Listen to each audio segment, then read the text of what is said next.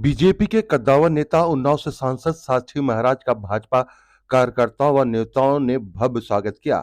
भाजपा के सीटिंग सांसद साक्षी महाराज तीसरी बार भाजपा प्रत्याशी घोषित होने के बाद पहली बार अपने संसदीय क्षेत्र उन्नाव जनपद पहुंचे। सांसद साक्षी महाराज का लखनऊ से लेकर उन्नाव तक दर्जनों स्थानों पर बीजेपी पदाधिकारियों ने भव्य स्वागत किया। जिला अध्यक्ष अवधेश कटारिया, विधायक आशुतोष शुक्ला, विधायक पंकज गुप्ता, विधायक बल्लमबाल दिवाकर, विधायक श्रीकांत कटारिया, विधायक आशुतोष शुक्ला सहित शहर में बीजेपी नेताओं ने ढोल नगाड़ों के साथ स्वागत किया। इस बीच जमकर आतिशबाजी भी की गई। विधायक ने सांसद को 5 लाख से ज्यादा वोटों से जिताने की अपील की है। पूरे शहर में सांसद साक्षी महाराज की होर्डिंग भी लगाई गई है, जिसमें दर्शाया गया है कि अब की बार 5 लाख पार। सांसद साक्षी महाराज फ्लाइट से लखनऊ एयरपोर्ट पहुंचे और वहां से बड़ी संख्या में उन्नाव के कार्यकर्ता व विधायक से साक्षी महाराज को रिसीव करने पहुंचे और एयरपोर्ट पर ही साक्षी महाराज का भव्य स्वागत किया गया।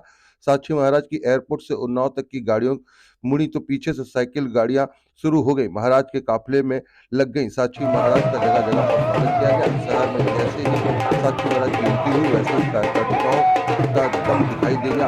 यहाँ कार्यकर्ता पहले से ही ढोल नगाड़ों का इंतजार कर रहे थे और सांसद साक्षी महाराज को पहुंचने का इंतजार कर रहे थे। जैसे ही वो वहां पहुंचने के बाद उनका स्वागत किया गया और सांसद साक्षी महाराज के प्रथम आगमन होने पर कार्यकर्ताओं ने माला पहनाकर भव्य स्वागत किया। शहर से होते हुए सांसद साक्षी महाराज अपने संसदीय कार्यालय साक्षी धाम पहुंचे। सांसद साक्षी महाराज ने कैंप कार्यालय में पत्रकारों से बात की। अपने बिहार मुख्यमंत्री के दिनों गठबंधन की शुरुआत पर भी यहाँ पर तंग कसा और जनसभा में तेजस्वी यादव, राहुल गांधी, अखिलेश यादव के सवालों का भी जवाब दिया और इस तरीके से उनकी कहा कि भीड़ कभी भी कोई नहीं जुटा सकता। कार्यक्रम भीड़ पर कहा कि भारतीय जनता की नब्ज पकड़ने की कोशिश के लिए जब बदरिया का नाच बजाया जाता है तो वहाँ भी इकट्ठा हो जाती है।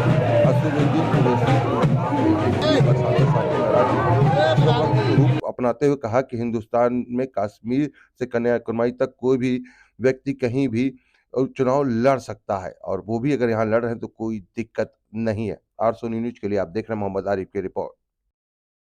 में दोबारा ना चाहती है ऐसा है, नाच नाबे आंगन टेढ़ा तो कुछ है नहीं। दमदपाड़ा सारी यात्रा निकाल के देख ली। अब केवल आरोप ही लगा सकते हैं, इसके अलावा कुछ नहीं। उसमें जो है अखिलेश यादव, राहुल गांधी और जो है तेजस्वी यादव और तमाम नेता उसमें शामिल है।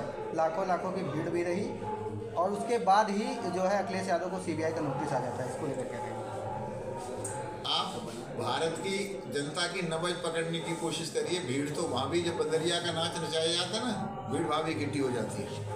भाजपा से जो अब अपना टिकट वापस कर रहे हैं, एक पवन सिंह हैं जो भोजपुरी स्टार हैं, इसके अलावा उपेंद्र रावत बाराबंकी के भी हैं। इस पर क्या कहना है आपको? मैं फिर कहूँगा कि ये सब्जेक्ट मेरा नहीं है, केंद्रीय नेतृत्व का है और जिस प्रत्याशी को टिकट दिया गया उसका है। क्या कारण है, कैसे हैं, परीक्षा होगी। वो साक्षी महाराज इसमें कोई कमेंट नहीं कर सकते। कितना असर पड़ेगा चुनाव का? हिंदुस्तान में अटक से कटक तक, कन्याकुमारी से कश्मीर तक कोई व्यक्ति कहीं भी चुनाव लड़ सकता है। ओबीसी एक पार्टी के राष्ट्रीय अध्यक्ष हैं, वो कहीं से भी चुनाव लड़ सकते हैं। इसमें साक्षी महाराज बीच में कहाँ से आ गए? राहुल गांधी आरोप जाति जनगणना की बात कर रहा है। इस जाति जनगणना को होना चाहिए या नहीं होना चाहिए, इस विषय पर आपका क्या कहना है?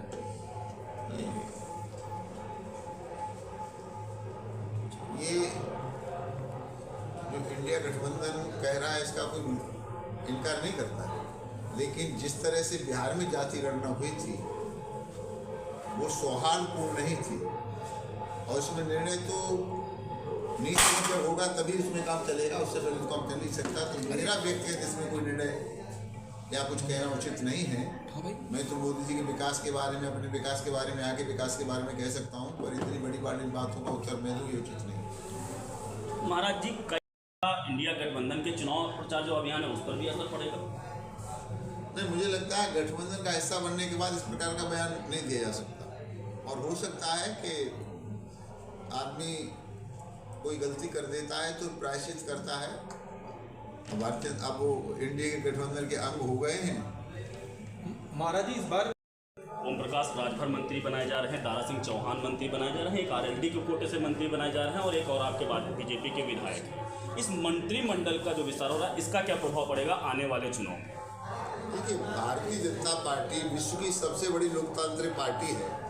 आपको पता है कि हम अकेले पार्टी के आधार पर उत्तर प्रदेश में बहुमत में हैं, केंद्र में भी हम बहुमत पर हैं, लेकिन हम लोग मौके का फायदा उठाने वाले लोग नहीं हैं। हम लोग जो वायदा करते हैं पूरा करते हैं। तो एनडीए का मतलब एनडीए। तो जिन लोगों की वांछा थी, कहीं आवश्यकता थी एनडीए में, जो वंचित रह गए थे मंत्रिमंडल में आने के लिए, ऐसे लोगों को आज मंत्रिमंडल में लिया गया है, लिया जा रहा होगा। और प्रभाव तो छोटी छोटी क्रिया का, अच्छे बुरे का भी प्रभाव चुनाव में पड़ता है।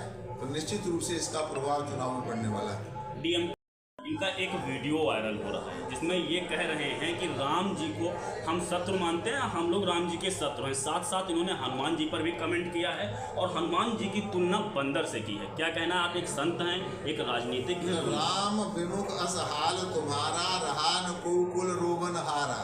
राम का विरोध कर करके बड़ी बड़ी पार्टियां जो 60-70 साल से हिंदुस्तान में जमी थी वो साफ हो गई। तो मुझे लगता है विनाश काले विपरीत बुद्धि, इससे ज्यादा मैं कुछ नहीं कहूँगा। एक चाचा बसपा अकेले ही चुनाव लड़ेगी, क्या कहना है इस पर, उसको कुछ असर पड़ेगा? अब उनकी पार्टी का मामला है, बहन जी की पार्टी के मामले में मैं क्या कह सकता हूँ, मंथन कर रही होगी और ऐसा तो ही नहीं सकता चुनाव न लड़ाई, जरूर लड़ाई। यहाँ जो प्रेम का सौहार्द बनाया हिंदू मुसलमान के बीच में, मुझे लगता है कि मैं 2019 के अपने रिकॉर्ड को तोड़ने में सफल हो जाऊंगा और इस बार कम से कम 5 लाख को पार करूंगा।